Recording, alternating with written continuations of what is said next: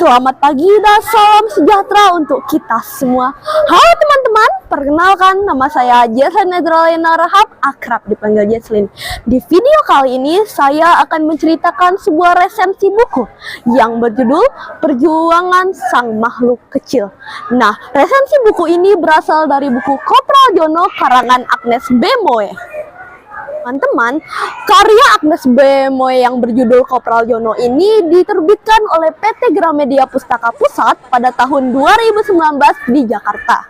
Nah, buku ini memiliki halaman sebanyak 104 halaman dengan tebal 20 cm. Teman-teman, saya memilih buku Kopral Jono bukan tanpa karena alasan. Alasannya adalah pertama dan paling utama, buku Kopral Jono memiliki keunikan sendiri. Apa keunikannya? Buku Kopral Jono memiliki tokoh utama pahlawan bukanlah seorang manusia, tetapi seekor hewan, lebih tepatnya seekor anjing pitbull. Nah, kalian tahu nggak, Agnes B. Moe itu awalnya tidak bercita-cita menjadi seorang penulis profesional loh, tetapi ia bercita-cita sebagai seorang guru. Bahkan ia menempuh pendidikan tinggi di Yogyakarta mengambil jurusan bahasa Jerman. Agnes B. Moe lahir di Surabaya 15 Juli 1968. Buku Kopral Jono menceritakan kisah petualangan seorang anak dan juga seekor anjing. Lebih tepatnya, seorang anak yang bernama Surya dengan seekor anjing pitbull yang bernama Jono. Mereka melakukan pertemuan secara tidak sengaja, tapi berlanjut sehingga menjalin hubungan sahabat yang luar biasa. Mereka bersama-sama berpetualang dan memecahkan suatu masalah di desa kampung mereka. Selain menghadirkan petualangan yang sangat menarik, buku ini juga menyampaikan pesan betapa pentingnya menghargai semua makhluk hidup.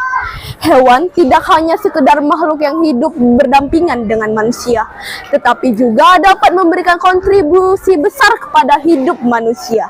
Nah, teman-teman, secara umum buku Kopral Jono memiliki tema tentang pertualangan, persahabatan, dan juga kesetiaan terhadap hewan dengan manusia. Agnes berhasil menunjukkan bahwa seekor hewan pun dapat bersahabat dengan manusia. Dan juga salah satu keunikan dari buku ini adalah pemilihan tokoh utama berupa seekor anjing. Nah, buku Kopral Jono ini juga disangkut pautkan terhadap Perang Dunia Pertama dan Perang Dunia Kedua. Mengapa? Karena seekor anjing berperan sangat besar kepada Perang Dunia Pertama dan Kedua. Nah, teman-teman, buku apapun itu tentunya memiliki kelebihan dan kekurangan.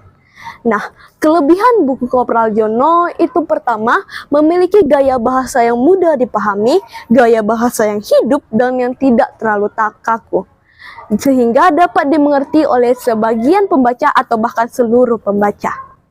Dan juga buku Kopral Jono ini memiliki kelebihan tersendiri seperti karakternya yang unik, gaya pembahasan yang unik, serta utama adalah tokoh yang unik, yaitu seekor anjing yang menjadi pahlawan di buku ini. Dan juga setiap ada kelebihan tentunya memiliki kekurangan. Kekurangan buku Kopral Jono itu seperti jalan cerita yang tidak terlalu kompleks, dan juga setiap konflik yang seharusnya lebih diceritakan secara rinci, sehingga para pembaca dapat mendalami cerita tersebut. Namun, di balik itu semua, buku Kopral Jono ini tetap buku yang layak untuk dibaca. Secara keseluruhan, buku Kopral Jono merupakan karya yang menarik dan memiliki pesan moral yang kuat.